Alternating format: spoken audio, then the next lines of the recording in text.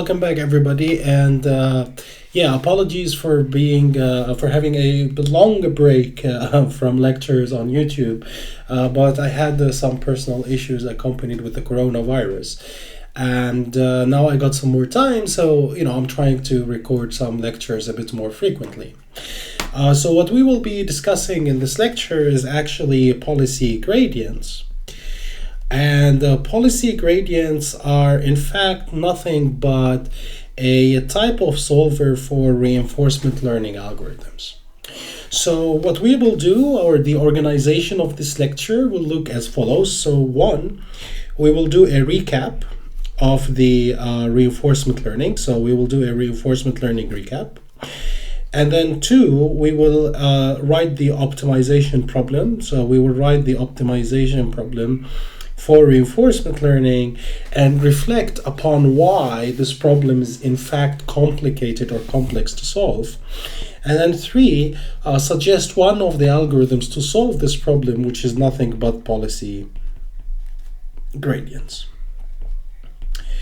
So let's just start with number one and let's do a recap. So let's start with a recap. So you remember from maybe reading around or the previous lecture that we had a long time ago that a reinforcement learning problem is a problem that is interested in solving sequential decision making under uncertainty. So our goal is to operate in settings or learn in tasks which can be reflected or described as sequential decision making tasks under uncertain environments.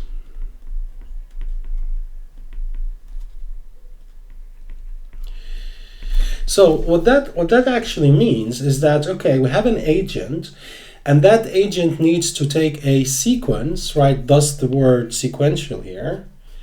It needs to take a sequence of actions in an environment that is typically uncertain. So we do not know this environment up front, and we cannot pre-code all the possibilities of this environment up front in the laboratory. So what we need to develop some system that is capable of dealing with this.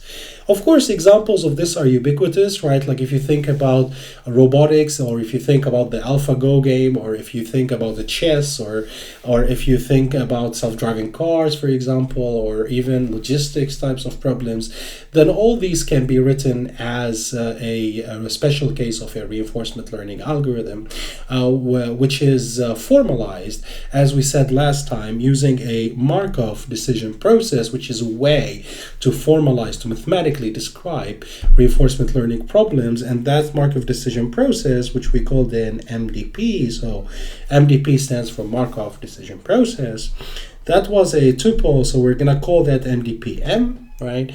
And that is a tuple of X, U, P, R, and a gamma. So X is a subset of RD, and that simply means that X is a d-dimensional vector, so it's a vector of d entries, each entry is a real number, and that describes the set of states. So where the car is in an XY plane, or where the robot joint configurations are. And then U is another subset of RM, so that is a action space, what actions the robot is allowed to take. And then we also have the transition model P, and P is a probability density function, so that is a map from X cross U cross X to 0, 1. And all that is saying, so what that is saying is that it's simply saying, okay, how will I be able to transition to a new state given that I was at a current state and I applied a certain action? So how am I going to go to XT plus 1 given that I was in an XT and then I applied an action UT? Now, the last ingredient I would need, or one of the last ingredients that I would need, is a reward function, R. So R is kind of a performance measure. So that tells me how well that transition I took was. So if I want to reach a goal, if I get closer to the goal, then the distance minimizes, then, I should get a positive number. Otherwise, I'll get a negative number. So R is a reward function. So that's a reward function. And it typically maps from states cross sections to the set of reals. So it's simply saying, okay, you were at a state xt, you execute an action ut, you'll get a number, and that number is going to dictate how well or bad your transition was. And if you recall, back then, we also introduced the notion of a policy, and the policy was an action selection rule. So that was an action selection rule, right? Action selection rule. And that action selection rule simply was a map. It mapped, or again, it was a probability density function, which is mapping from x cross u to 0, 1. And now when I say pi of u given x, what I mean by that is the conditional density of sampling in action u, given that I was in a state x.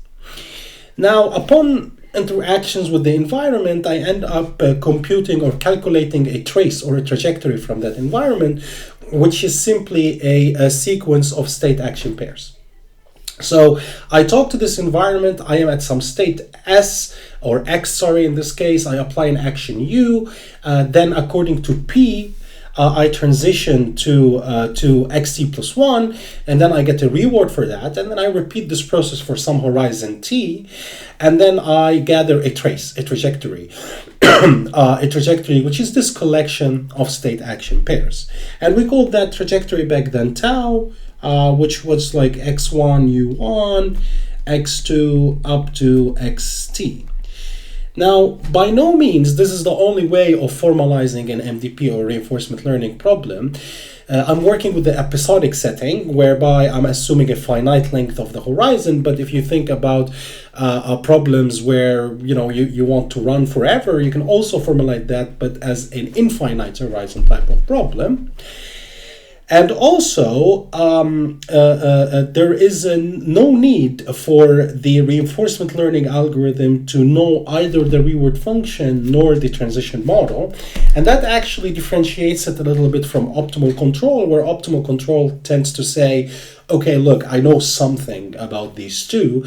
In RL, model-free, at least model-free settings, they just try to learn everything from scratch, right? They just try to learn everything by just interacting with the environment itself. And now the goal, as we said last time in reinforcement learning, is to try to find some sort of a policy, right? So we want to find a policy pi that maximizes, so we want to find a maximum, right, over the expected total rewards. So tau is sampled from p pi of tau, and now we have a reward of tau. So now, before going into the mathematical understanding of this problem, it is also very intuitive to see what this problem is trying to do. So r of tau, right? So this part here, r of tau, that is the total reward you would get, across a trajectory, across a trace. So for every transition you made, going from x2, applying u2 to x3, what has happened is you got a reward value. Like, let's say we sum them up over this horizon t, and that will give me r of tau, r of the whole trajectory. What my goal is I want to find such an optimal action selection policy, a policy pi, so some distribution of u given x, such that on expectation or on average, all right, over all these possible traces, my expected reward is maximized. That's kind of what I'm looking for, right? So all I'm trying to say is, okay, give me that policy pi that in expectation, will have its maximum total rewards. And back then, we also talked about what p pi tau was, and we said that this p pi tau, right, it actually can be factored using the chain rule of probability and the Markov property into something that says it's a p of x1, which is kind of the initial state distribution, times the product over time. You know what? Sorry, let me get more space here. So we said last time that p pi of tau is gonna be written as some initial state distribution times the product over time, right? Times the product over the time steps of p of xt plus 1, which is my transition, xt ut, right? Times the policy pi of ut given xt. So now we kind of understand what the reinforcement learning problem looks like. And it is a problem which is defined as an MDP. And that MDP is made of a state space, action space, transition model, reward function, and a discount factor. And then we also said, okay, in an MDP, the goal is to find a policy pi, which is an action selection rule that actually tries to solve this problem. So I believe that's where we have ended last time, right? But we have not had the chance to speak about solution methods and what solution methods look like for reinforcement learning. Now, of course, there are tons of literature in this on this, and then you can read a lot about it. I'll just give you some survey, a little bit of a survey about what methods exist in order to solve reinforcement learning methods. Or reinforcement learning problems, sorry. And also we will talk a bit about policy gradients in a bit more depth, and then hopefully in later lectures we build on top of that. All right, so we know all this stuff. So now let's try to go forward, right? So this is our problem definition. We understand it, we know what it means, but now how do we solve it? So it turns out that there are maybe two big directions in the way you would try to tackle reinforcement learning methods. So solution methods to this problem, let's call this problem P1. So let's call this problem P1, all right? So solution methods to problem P1, right, can actually be split in two. So they can be split into what we call model-free algorithms. So these are one type of solution methods, model-free algorithms. And the other type of methods is what is called model-based algorithms. So the other type is called model-based, right? So it is a model-based algorithms. So, all right, what is the difference between these two types of algorithms? Well, model-free algorithms, they just try to learn by directly talking to the environment, right? So the architecture of the system is pretty simple. It's like an agent, an environment, they talk to each other, the agent takes actions, and then it gets some new states and rewards, and then it collects these trajectories we talked about tau above. And now our goal is, to try to, solve this problem, and the way we will do it is by just doing that. We will not learn anything on top. Now, this is interesting, and it has been widely applied in reinforcement learning, and I'm sure you heard a lot of these types of algorithms. For example, DQN is one type of these algorithms, A3C, DDPG, all this stuff are kind of model-free algorithms. But now on the model-based side, the idea so before going to the model-based side, we realized that model-free algorithms, though they have been successful, they're very sample inefficient. So what is sample inefficiency? It means that the amount of times you interact with the environment is really large. So if you look at any of the nice works by colleagues on reinforcement learning, you'll realize that if you look at the x-axis, which is like the number of frames you need to learn, you will get numbers in the millions. And now, numbers in the millions are actually not that useful for real-world applications. They might be really, really cool for like a computer game, but they're nowhere near, being applied to the real world. Model-based algorithms, on the other hand, they work in a slightly different way. So they say, okay, I'm going to get this data from the environment. Rather than just basing my knowledge on this data, I'm going to build a model of the dynamics and potentially the reward function, and then I'm going to try to learn through using that, right?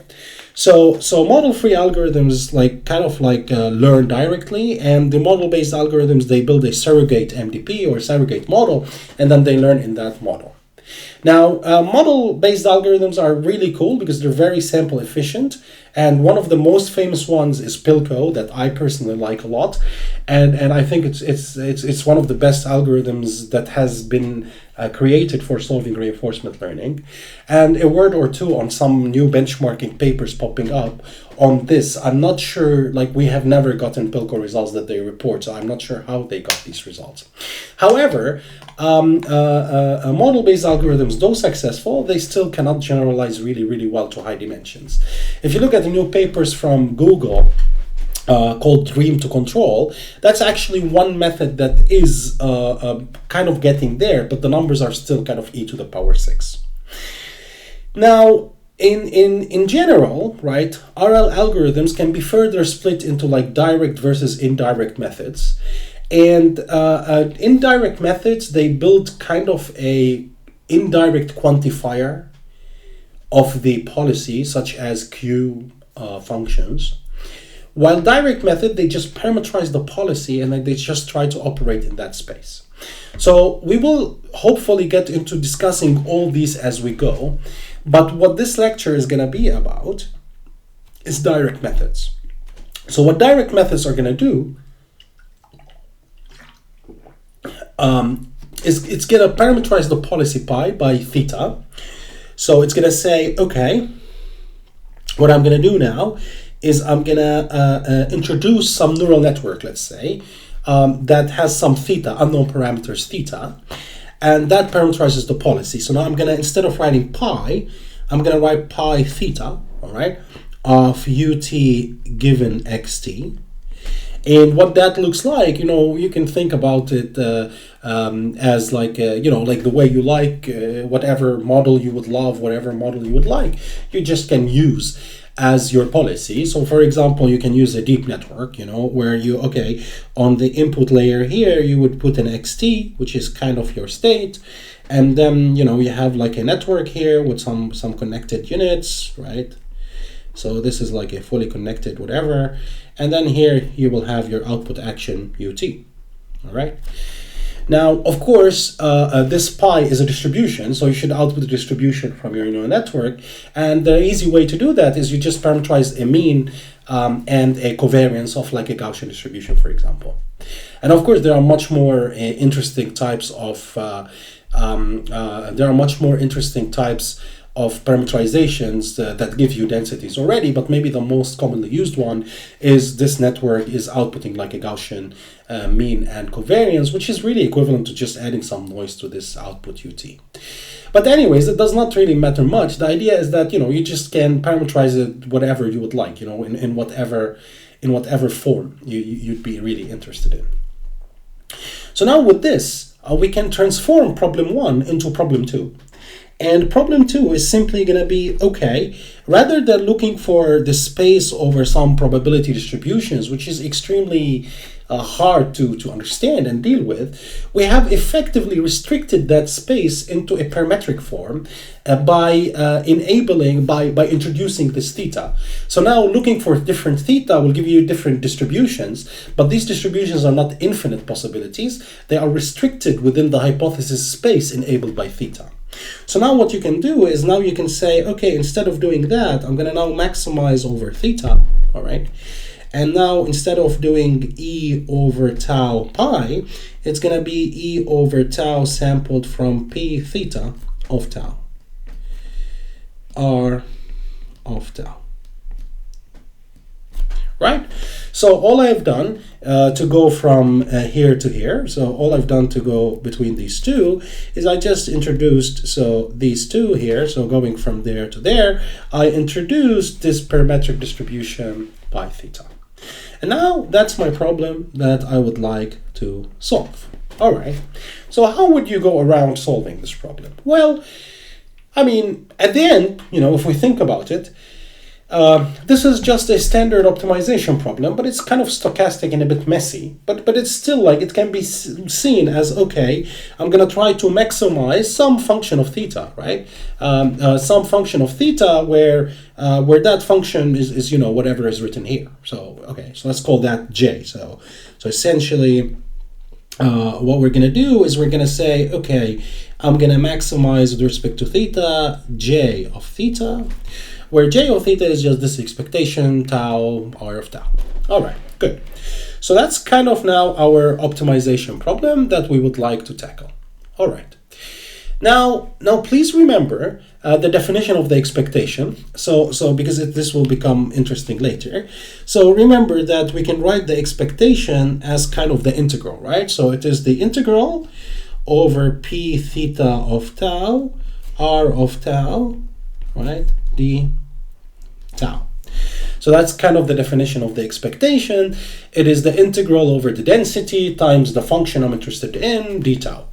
Now, you might have seen this maybe in a discrete setting where you have summed pi xi. This is kind of a continuous analog to that, where rather than summing, we just integrate. All right, great. So that's what we have. And that's our j of theta. So that's our j of theta. All right. So how would one, go around optimizing this? As I said, this is just a standard, like a standard optimization problem. Let's try to do gradient ascent type of method, right? Now, why ascent, not descent? Because this is a maximization. So rather than the negative sign, you just have a plus sign. All right, so if I'm going to do gradient ascent or something like that, then I'm really interested in computing the gradient, right, of this j of theta. So I'm really interested in finding the gradient of j of theta. All right. Now that is the gradient with respect to theta of of this integral of p theta tau, r of tau, d tau. Right? So now the gradient of j is just the gradient of this loss function, which is nothing but this expectation thing. Okay, now we have a mess, because first of all, we have two questions to do. The first one is, okay, or to answer, can we get the gradient under the integral? Like, can I get the gradient in there, all right? And now it turns out that under some further theoretical considerations related to Leibniz and stuff like that, but here they're not that important for us, you can actually put this gradient under the integral, and specifically because the limits of this integral is kind of independent of theta, so you can put things in. And then what will happen is you can now rewrite this as the gradient of theta of p theta of tau, r of tau, d tau. So all I've done from this step to this step is just putting the gradient, under this integral. All right, fantastic. But now we still need to compute the gradient of some very messy probability density function of a trajectory, right? Okay. So to do that, I think it's called the Fisher identity. People call it likelihood ratio method, but it has different names in different fields, but it's essentially one similar trick. The trick says the following. When I'm going to compute the gradient of some function f of x, I'm going to try to compute the gradient of log of f of x. So let's see why that is the case. So do you remember the logarithmic function? So imagine you have log of f of x. And now imagine you take, the gradient of this. Yeah. So what would that gradient look like? So that or that derivative in this case is just a 1D example for now. You will get nothing but f prime of x, right, over f of x. Yes. So now that means that if I cross multiply, right, I would say that f prime of x is nothing but f of x times the log of f of x prime, right? Now, you might say, why are we doing this? Now you will see in a second that this will transform this gradient into an expectation on its own. But even also, like maybe just intuitively, remember that this p theta of tau had this product over time, right? Because this p theta of tau is nothing but this, right? So now it had this product. Now it's interesting because the log would make it a sum. So it's kind of easier to compute the derivative of a sum rather than a derivative of the product. And by the way, you can prove a similar identity for high dimensional cases. So instead of taking a derivative, you take the gradient. That's also fine. You can do that. But now what we're going to do is this allows me, if you look at this, right, to rewrite the gradient of this p of theta of tau, right, in a form which has this log gradient in it, right? So this allows me to say, I mean, f prime is like the gradient, right? So you can say, okay, now this is the gradient with respect to theta of p theta of tau is equal to, remember our f in this case, if f prime is gradient, then f is the not gradient, which is p. So now you get p theta of tau here times the gradient, because it's the derivative, of log of p theta of tau. Now this trick, as I told you, it has different names. So we call it likelihood ratio, some people call it reinforce, other people call it Fisher's identity. Yeah. But anyways, now I can take this result, which I got here by applying this log trick, right? And just try to stick it there, right? So what will I get? Well, okay, I will get, if I just put it there, I will get the integral of p theta of tau, right? I'm just substituting this back in that equation. Then you would gonna have gradient theta of log of p theta of tau, right? So so I just, yeah, substituting it up, times the reward r of tau, d tau. Now, this is actually pretty cool for two reasons, right? So the result we got. Because remember, the definition of an expectation, right, is nothing but the integral of p, the density, times whatever the function is. You can clearly see from this equation that you have an integral of p, so you have that part here, right? And then you have that chunk there. So you have this chunk here, which is kind of your function, right? So that's kind of your function. Oh, sorry, without the d tau. The d tau we need it, right? So times this function. So what you can already understand from this equation is that, oh, okay, I can actually write this as expectation under tau sampled from p theta of tau, right? And multiplied by the gradient of log of p theta of tau, okay, r of tau. Yeah. So now we're getting very close to standard reinforce, with one last thing we need to talk about. So at this stage, you should be a little bit worried because okay, I'm asking you to compute for me the gradient of a log of some probability density, right? And in that probability density, there is a chunk which we do not know, and that chunk relates to the transition model, right? Remember, we said RL assumes we don't know the transition model, right? So in other words, now, if we look at p theta of tau again, right? So let's look at that again. You realize that, as we said, p0, right, x1, then you had this product over time, and then you had p of xt plus 1 given xt ut, right? And before we had the policy pi of ut given xt, agree? But now remember that we parameterized this by theta, right? So it's kind of, that's why we called it p theta, of tau. Now, you gotta be careful a little bit, right? Because here, if you are in need to compute p theta of tau somehow, you need to have knowledge about this transition model here, which we do not necessarily have. So now the question is, or the cool thing is that what happened is that this log trick we introduced, it actually enabled us to also get rid of a very messy ingredient, which was this product over these transition models, Now, why, you might say? I mean, let's check that. So remember, we need log p of theta in this equation, all right? So let's do log p of theta. So log p theta of tau is what? Well, okay, now this is a product of three terms, right? So it's log of a times b times c, which can be written as log of the sums. So you can say, okay, this is, sum of the logs. So you can say, okay, this is log of p0, right? Then you have this summation over t of log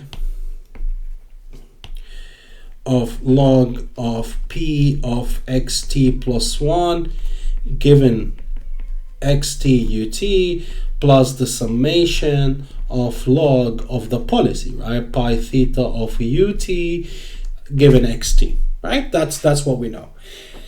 Now, it's actually interesting because we want the gradient of that. We just don't want the log only. Remember, there's this gradient part here. So we also want the gradient of that.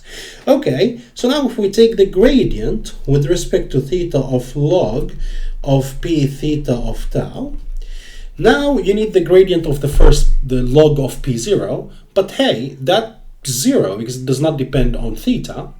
Similarly, this transition model, which was the mess or which was hard to deal with, also vanishes, goes away because, it does not depend on theta. And the only thing we're left with is the gradient of the policies. So now we end up with the summation over t of the gradient with respect to theta of log of pi theta of ut given xt. So what effectively we're able to do now is, if you know the structure of the policy, right? So say this is this neural network that outputs this Gaussian, well, okay, then you just can do autodiff. Okay, you give me a state and an action. You give me an action, and then I can just autodiff in order to get this gradient. So now this is pretty cool. But now you might say, okay, where did these actions come from and stuff like that? We're gonna go into that in a second. But now what I'm gonna do now is I'm gonna substitute my derivations, what I've just done, back in this equation. And now I can say that, okay, remember, this equation is the gradient of j, right? So I can say now that the gradient of j can actually be written as the expectation over tau of p theta of tau, and then you would have here the gradient.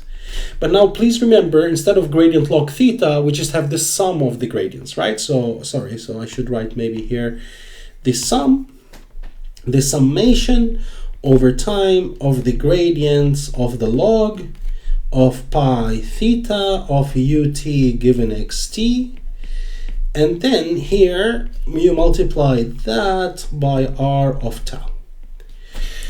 Okay, all good. So now we have this equation, that's the gradient for us. And now please notice that this enables you to do some algorithm, right? Like this enables you to code something up, because now what you can do is you can do a Monte Carlo estimator of this component of this gradient, and then compute an estimation of this gradient, and then you do a gradient step in theta, right? That's a typical algorithm what you can devise. Now the question is, okay, how would we sample, right? I mean, in ERM problems, it's easier a bit to sample. But here, what you need to do is you need to sample a trace tau, right? You need to sample a trace tau by following p theta of tau. Now, you actually do not need to know p theta of tau, but you need to be able to sample from it. And the way to sample from it is pretty simple, because what you do is you start at some x0, which x1 we call this, right? So you sample something starting from x1, sampled from this initial state distribution, and then from there you take an action according to the policy pi theta. It gets you to x1 according to p, and then you repeat this up to some horizon t. And then you sample a lot of these, right? So you sample a lot of these traces, okay? And then you can now estimate this, this equation here using these Monte Carlo samples. So you start, you run your simulation, you gather a lot of these traces, and then, you can do one step in this update. Now, the problem with this estimator is that it exhibits high variance, but we're not going to dig into that yet. There's another alternative of that, which is like reparameterization of these gradients. We can also look at that, but we will look at it way later. And it turns out that it's not always guaranteed that that will produce for you lower variance than this likelihood ratio method, this simple method. Okay, so all right, so that's what we have. So now what would our algorithm look like? Okay, so this is kind of the policy gradient method now. So what you're going to do is in the first step, all right, using some policy, using pi, all right, pi, let's call it pi theta, all right, sample traces from the environment. Sample traces from the environment. Let's say we sample tau, I don't know, we sample n of them, all right? Just some n of them. 2, we're gonna now update theta. So we're gonna just compute an update of theta. So we're gonna say, okay, update theta using this equation, right? So remember, we're gonna say the new theta, so theta new, is equal to theta old, right? Plus some eta. Okay, maybe you decay this learning rate. It's really up to you. I mean, there are some works that decay it, there are some other works that don't, and things still work. We do not really understand what's going on here mathematically. Times, as we said, the gradient of j of theta, right? And now, since we cannot estimate j of theta exactly, because j of theta has this expectation, as you see in this equation, and we cannot compute this expectation in closed form, what we're going to do is we're going to write a bar above it, where a bar simply means a Monte Carlo estimator of this equation above, right? So this bar simply means we're going to do a Monte Carlo estimator of this equation above. How do you do Monte Carlo? As we said here, you sample traces, then you do an average of this equation. And then 3, repeat. So that is kind of what the simplest algorithm called reinforce looks like. And and I mean, this is not necessarily a very well-behaving algorithm, but the reinforce was one of the earliest algorithms dating back to Williams, I think in I do not remember the exact date, but it is a pretty old algorithm.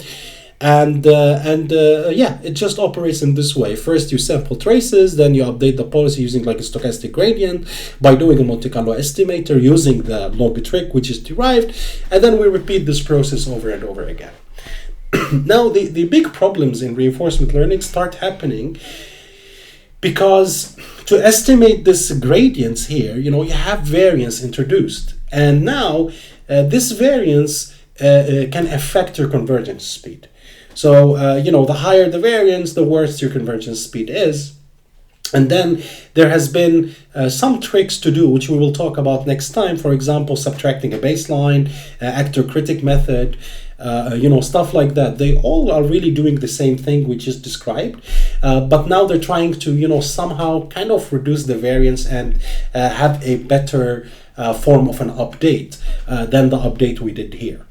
And now to actually implement this also is very simple. I mean, like if you go to OpenAI Gym, you will see the interface that allows you to, interact with the environment, and then you will just take an actions, and then it will return for you some state and reward. And then based on that, you can just do this estimation. And then we're good to go. So believe me, I am not good at coding, but I actually have coded this method myself multiple times. And in simple systems like Cartpole and stuff like that, it works really well. In harder systems, not so much. And that's why we needed all the new stuff like TRPO, PPO, and stuff like that. So next time we're gonna continue discussing these things. I think maybe next time I will talk a bit more about the baselines and variance reduction kind of techniques, and maybe touch a bit on reparameterized gradients. Before jumping to discrete states, discrete actions, sorry. So as you see here, I described the continuous action setting. In the discrete action setting, you still would be able to do policy gradients because you can now parameterize the policy in such a way that the neural network outputs discrete actions. And then we can go from there. So thanks for listening, and I'll see you next time. Hopefully not far away. It all depends on how busy things get. Thank you. Bye bye.